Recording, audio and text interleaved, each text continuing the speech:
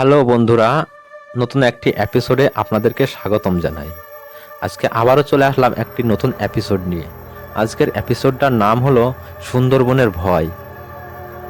গল্প পাঠে আমি অঙ্কুশ, পোস্টার ডিজাইন করেছেন পলাশ ভট্টাচার্য এবং সাউন্ড এডিটিং করেছেন অরিন্দম ব্যানার্জি।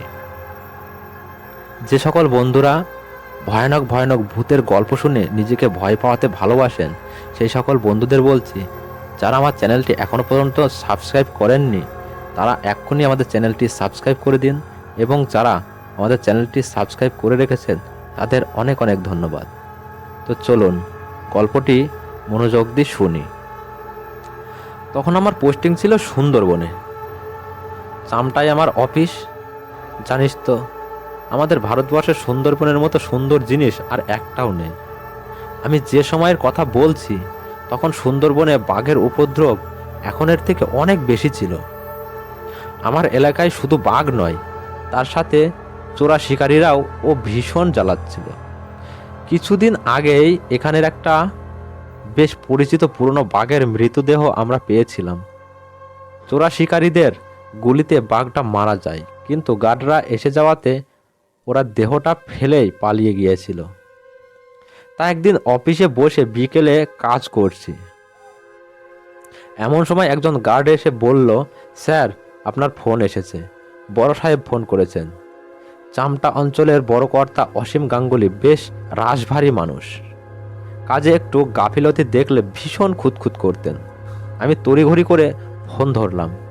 ফোনে বড় সাহেব আমাকে জানালেন যে দলটা সেই দিন ওই বাঘটাকে মেরেছিল চর মারফত, খবর এসেছে যে তারা সেই তেঁতুল পাখির চরে থাকবে সবাই। আমি যেন একদম দেরি না করে সেখানে পৌঁছে যাই এক্ষুনি, আর ওদের গ্রেপ্তার করি। আমি জানিয়ে দিলাম যে একটু পরেই বেরোচ্ছি স্যার। দাদু এই পর্যন্ত বললেন এবং সঙ্গে সঙ্গে একটা কান ফাটানো আওয়াজ করে বাজ পড়ল কাছেই কোথাও, আর পটাইদের সিএফএল লাইটটা দপ করে নিভে গেল। লোডশেডিং, মেঘের জন্যে অনেক তাড়াতাড়ি অন্ধকার নেমে এসেছে। কিছুক্ষণের মধ্যেই পটাইয়ের দিদি এসে একটা বড় বাটিতে মুড়ি মাখা আর একটা দেওয়ালগিরি রেখে গেলেন। দাদু চেয়ার থেকে নেমে এসে এক মুঠো মুড়ি মুখে দিয়ে আবার শুরু করলেন। তারপর ফোন পাওয়া মাত্রই তো আমি দুজন ফরেস্ট গার্ড সাথে নিয়ে বেরিয়ে পড়লাম। একটা খাল ধরে মিনিট খানেক চলার পরেই আমাদের লঞ্চ এসে কালিন্দী নদীতে পড়ল। এই সময় নদীতে বেশ জল থাকে, তাই আমাদের লঞ্চ জলের ঢেউয়ে বেশ দুলতে লাগলো। ততক্ষণে সন্ধে হয়ে গেছে। চাঁদের হালকা আলো এসে পড়েছে নদীর জল আর দুপাশের ঝোপঝাড়ের ওপর। এই রকম প্রায় মিনিট 20 চলার পর একটা অপেক্ষাকৃত সরু খালে আমরা ঢুকলাম। এটাই কুমিরমারির খাল, তেঁতুলবাকির চরের শেষে। এই তেঁতুলবাকির চরের খুব একটা সুখ্যাতি নেই। এখানে বাঘের উপদ্রব বেশ ভালোই। দিনের বেলা এদিক দিয়ে যাওয়ার সময় প্রায়ই দেখা যায় কোনো না কোনো দ্বীপে পথ করে উঠছে এই বাদা অঞ্চলের সব থেকে ভয়ানক নিশান, একটা লাঠির ডগায় আটকানো একটা ছেঁড়া শার্ট বা গেঞ্জির টুকরো। আমি জিজ্ঞেস করলাম, দাদু এই চিহ্নটা কেন সব থেকে ভয়ানক? দাদু বললেন, আসলে কি জানিস তো, ওখানে মানুষদের জীবন খুব একটা সহজ নয়। এই নিশানাটা একদিকে যেমন ভীষণ কষ্টের, সেরকম আবার সাবধানেরও চিহ্ন। আসলে কি বলতো, যদি কোনো মানুষকে কোনো দ্বীপে বাঘে নিয়ে যায় বা মেরে ফেলে, তাহলে তার দলের সাথীরা তার একটা কাপড়ের টুকরো লাঠির ডগায় আটকে সেটাকে পুঁতে দেয়। তার মানে এখানে বাঘে মানুষ মেরেছিল। তা শোন, তারপর সুন্দরবনের অনেক দ্বীপেই অনেক ভাঙাচোরা কুঠিবাড়ি আছে। বেশিরভাগই হ্যামিল্টন সাহেবের আমলে তৈরি। এই তেঁতুলবাকির চরেও একটা আছে। চোরা শিকারীদের সেখানেই পাওয়া যেতে পারে, এই আশায় আমরা সেটার দিকেই এগোলাম। চারিপাশে বুনো হেতাল, গরানের ঝোপ, তার ভেতরেই সন্ধ্যের অন্ধকারে একটা প্রাচীন জ্বলন্তের মতো দাঁড়িয়ে আছে বাড়িটা। দরজা টরজার কোনো বালাই নেই। আমরা খুব সাবধানে যথাসম্ভব শব্দ না করে ভেতরে ঢুকলাম, কিন্তু বাড়িটা পুরো ফাঁকা। চোরা শিকারী কেন, কয়েকটা ইঁদুর আর চামচিকে ছাড়া আর কিছুই নেই সেখানে। আমরা এটা দেখে বেশ একটু দমে গেলাম। তাহলে কি আমরা আসবো সেটা ওরা আগে থেকে জেনে গেল? যাকগে, এতটা এসেছি যখন অপেক্ষা করেই যাই।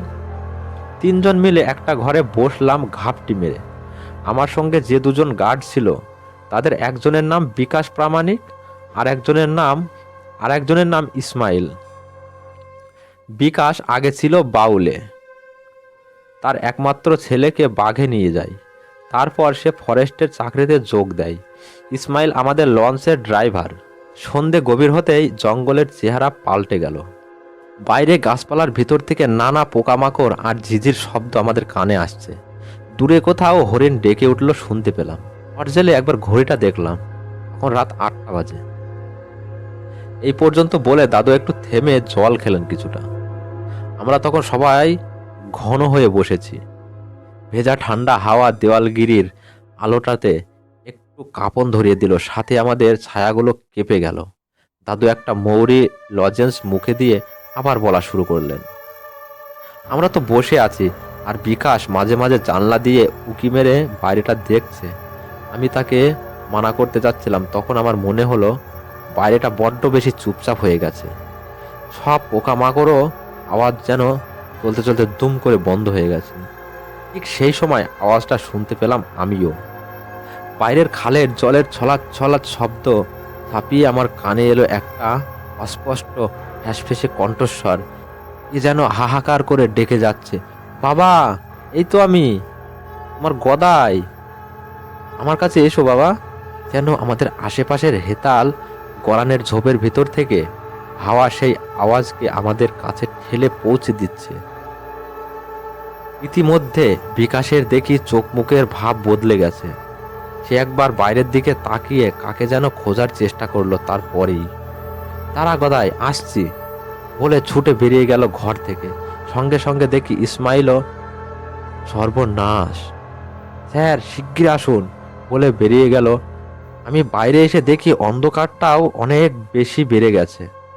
সমস্ত দ্বীপের সব কিছুর মধ্যে থেকে যেন ওই অশরীরী কণ্ঠস্বর তার সেই ডাক আমাদের কাছে পৌঁছে দিচ্ছে, বাবা, এই তো আমি, আমার কাছে এসো বাবা, এসো। বিকাশের পেছনে যেতে যেতে আমি ইসমাইলকে জিজ্ঞেস করলাম, গদাই কে? আর বিকাশ ওইরকম ভাবে বেরিয়ে গেল কেন?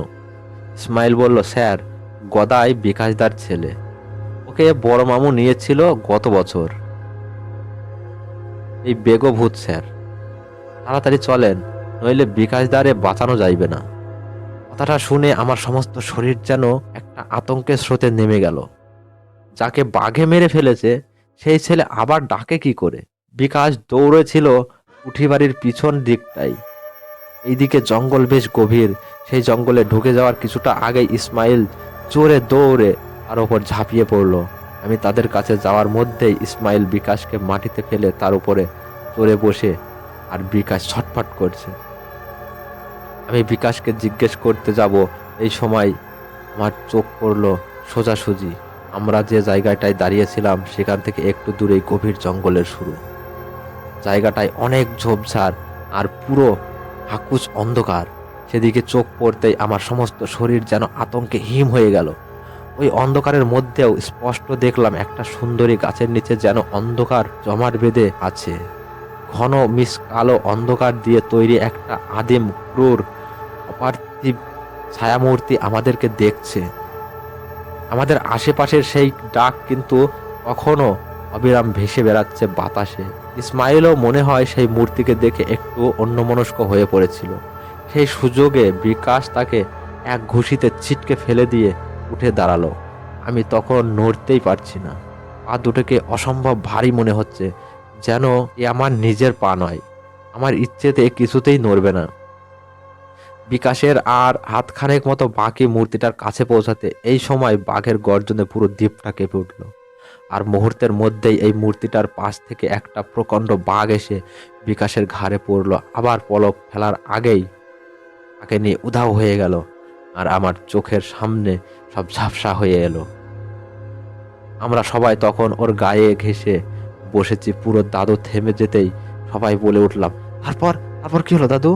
তারপর জ্ঞান ফিরলে দেখি ইসমাইল খাল থেকে জল এনে আমার মুখে চোখে জল দিচ্ছে আর হাত ধরে উঠে বসলাম। মাথাটা ঝিমঝিম করছিল। মূর্তিটা যেখানে ছিল সেদিকে তাকিয়ে দেখে কিছু নেই, ফাঁকা। আর ঝিঝি ও পোকামাকড়ের ডাক আবার শোনা যাচ্ছে। আমরা বিকাশের দেহটাকে অনেক খুঁজলাম কিন্তু পেলাম না কিছু আর। তারপর ফিরে এলাম। এই পর্যন্ত বলে দাদু চুপ করে রইলেন। বৃষ্টি পড়লেও তার তো সেরকম বেশি নয়। হালকা বিদ্যুতের আলোয় এক ঝলকে পটাইদের রঙ্গন ফুলের গাছটা দেখতে পেলাম। পটাই জিজ্ঞেস করলো, দাদু বাঘটা ওখানে ছিল যে তোমরা টের পাওনি? দাদু একটু হাসলেন, বললেন, তোদের বলেছিলাম তো কিছুদিন আগে আমার এলাকায় একটা বাঘের মৃতদেহ পাওয়া গেছিল। সেই বাঘটার মৃতদেহ আমি দেখেছিলাম। বাঘটার লেজ ছিল না, হয়তো কোনো লড়াইতে বা চোরা শিকারীরাই হয়তো কেটে নিয়েছিল। তারপর একটু চুপ করে থেকে বললেন, যে বাঘটা বিকাশকে সেদিন তুলে নিয়ে গেল সেই বাঘটারও লেজ ছিল না। দাদুর কথা শেষ হতে না হতেই আবার জোরে বিদ্যুৎ চমকে উঠল। আর কোথা থেকে জানি দমকা একটা হাওয়া এসে নিভিয়ে দিয়ে গেল দেওয়ালগিরিটা।